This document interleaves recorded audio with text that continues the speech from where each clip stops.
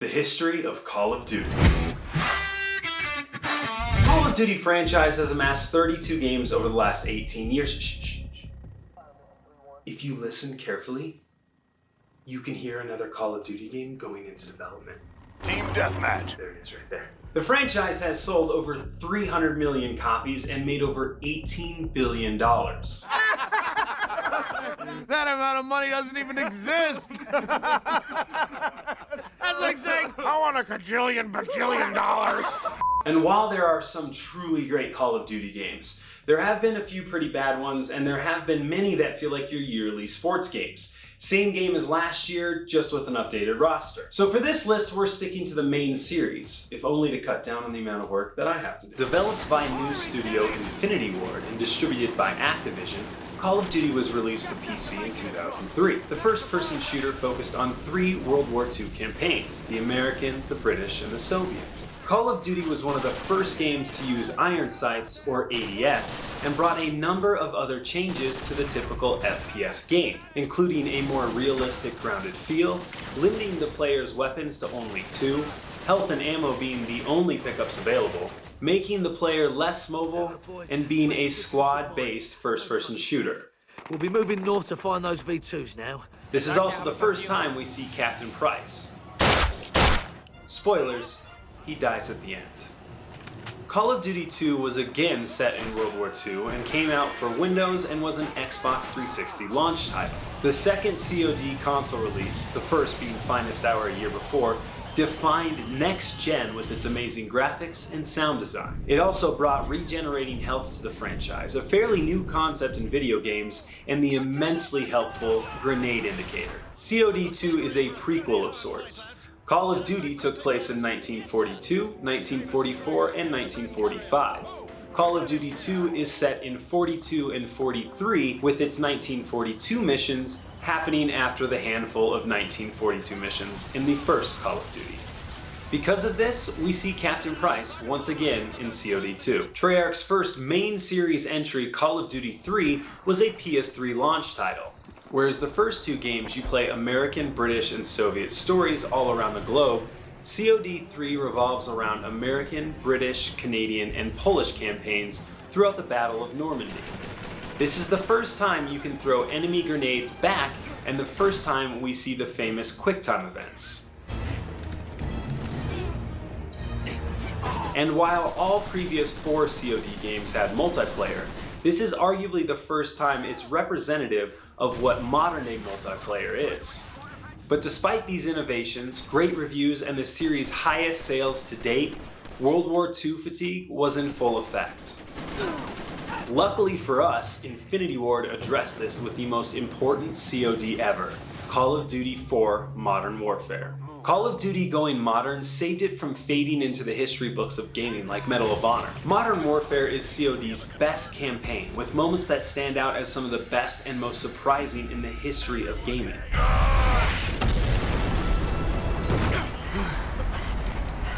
And it has one of the best single levels of any game ever.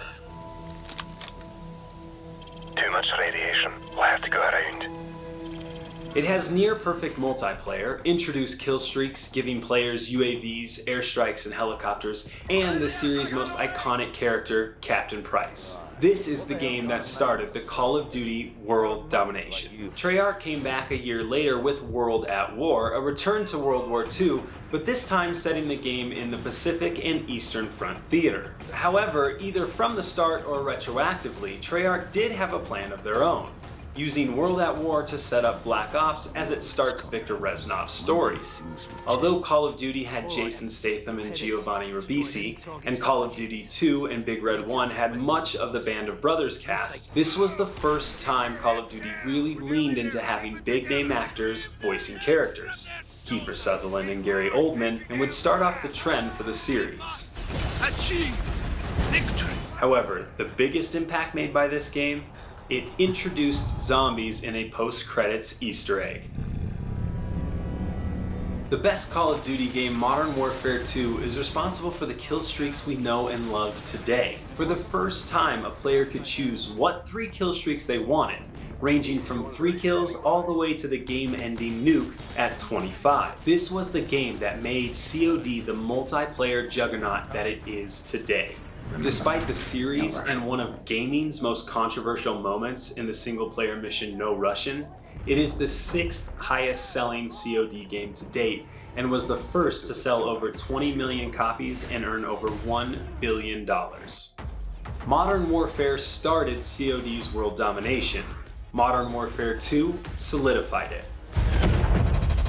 Call of Duty Black Ops took us to a fresh period and setting, the 1960s during the Cold War and Vietnam War.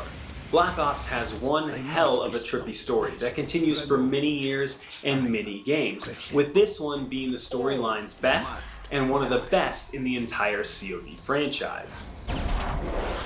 This game contains the first full zombies mode and gave you 4 playable characters that you follow through a complete story and a couple of stories with ridiculously cool characters to play as. As of 2019, Black Ops, partly riding on the success of Modern Warfare 2, was the highest selling COD game with over 30.99 million copies sold. Call of Duty Modern Warfare 3 was brought to life by Infinity Ward and newcomer Sledgehammer Games. Advertising suggested that Modern Warfare 3 was World War III, and the campaign represented this in Modern Warfare style. Overall, it didn't do anything new, but instead gave you more of the same while refining across the board. Finishing off the Modern Warfare storyline felt great, and meant that Modern Warfare 3's 30.97 million copies sold. Starting in the 1980s, Call of Duty Black Ops 2 eventually takes COD to the next phase of the series, futuristic warfare. This is also the first time a Call of Duty game would have branching storylines based on player decisions that can change your outcome. Multiplayer brought a few changes and new options as well. For the first time there was league play, kill streaks changed to score streaks, and a new system to pick 10 gave players 10 total slots for guns, perks, and equipment, allowing for more customization. Unfortunately for Call of Duty and gamers, things go downhill from here for a while. Call of Duty Ghosts was a launch title for PS4 and Xbox One and was set in the year 2023. It's the first game in the main series that is a standalone game, not connecting to any previous or future COD games, and despite the name Ghost, did not tie into fan favorite Ghost from Modern Warfare 2. It gave you a dog that you could control in single player and introduced the running slide and character customization in multiplayer. Sledgehammer Games' first game as the lead developer, Advanced Warfare, has futuristic tech making single player much better and multiplayer much worse.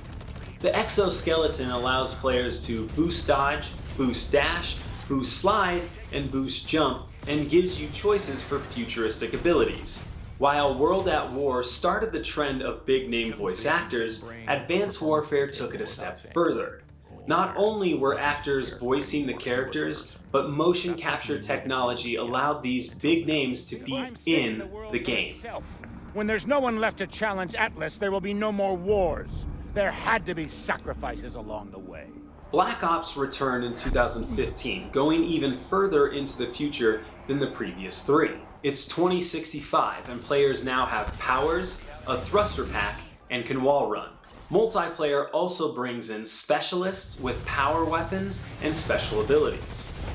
Like the rest of the game, Zombies goes further into the ridiculous, but this mode is supposed to be ridiculous. So, while the rest of the game falls flat, this is arguably the best Zombies mode, even if it is batshit crazy.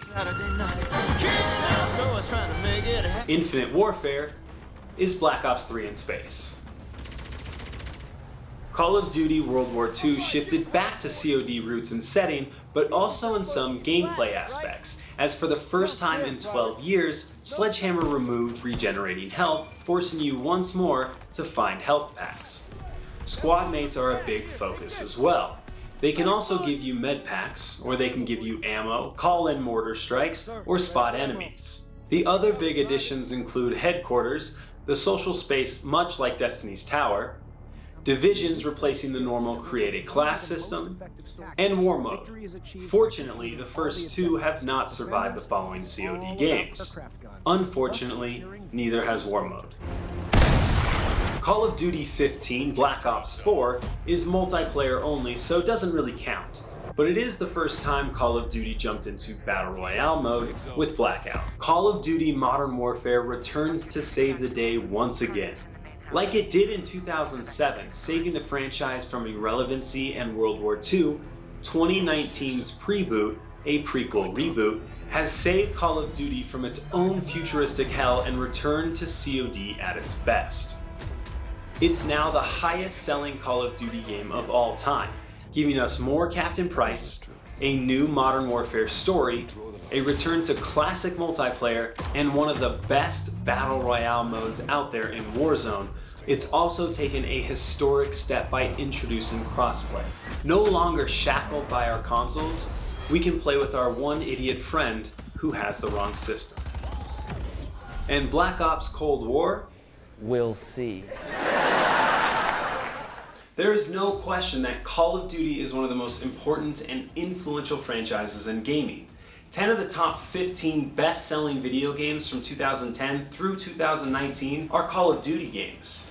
However, I can't help but think that Call of Duty, and in turn gamers, would benefit from at least a 2 years on, 1 year off kind of pattern. Hit that subscribe button on your way out, and as always, geek out.